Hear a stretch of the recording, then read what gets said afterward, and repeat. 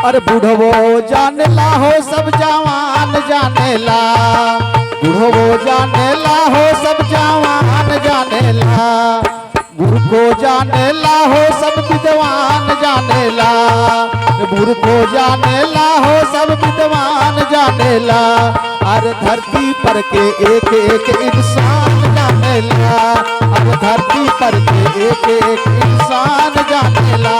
बाबा शिव गुरु के महिमा संसार जानेला।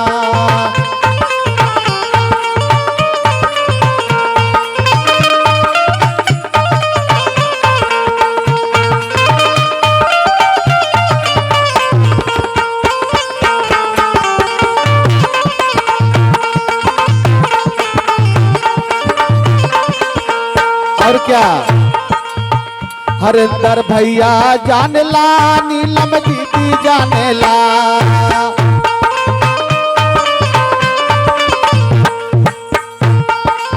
हरिंदरन भैया के छोड़ देते हैं, हम कहते हैं शिव चर्चा में आते हैं, गाना गा के उतर जाते हैं, गीत गा के उतर जाते हैं, भैया का भूला रहते हैं। भैया कहते हैं कि हम लोग यहाँ बैठे हुए हैं, ट्रांसफार्मर वही है, डायरेक्ट टोका लगाइएगा ना तो ब्लास्ट कर जाइएगा।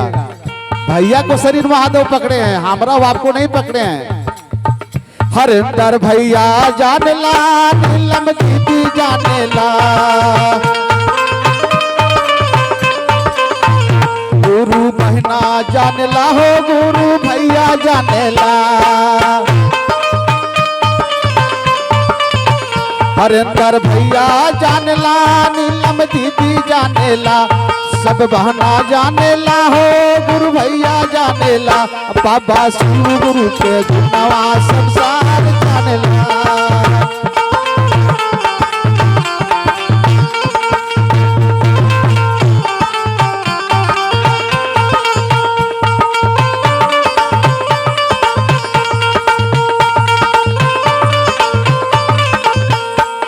अरे निर्धन जानेला हो सब धनवान जानेला, धन जानेला हो सब, अरे निर्धन जानेला हो सब धनवान जानेला।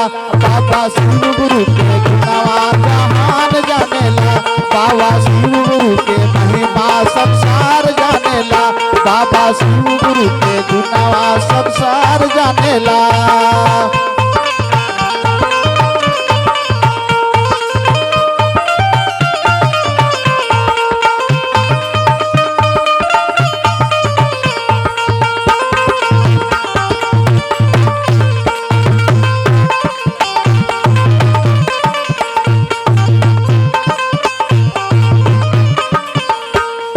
धरती जानेला हो आसमान जानेला, अरे सूरज जानेला भैया चंदा जानेला, ओ धरती जानेला हो आसमान जानेला, सूरज जानेला हो चंदा जानेला। दीदी पुत्र पाके बांधिए इंसान जानेला, दीदी पुत्र पाके बांधने एक इंसान जानेला। निर्धन जानेला हो धनवान जानेला, निर्धन जानेला धनवान जानेला। बाबा शिव गुरु के गुणवा संसार जानेला, बाबा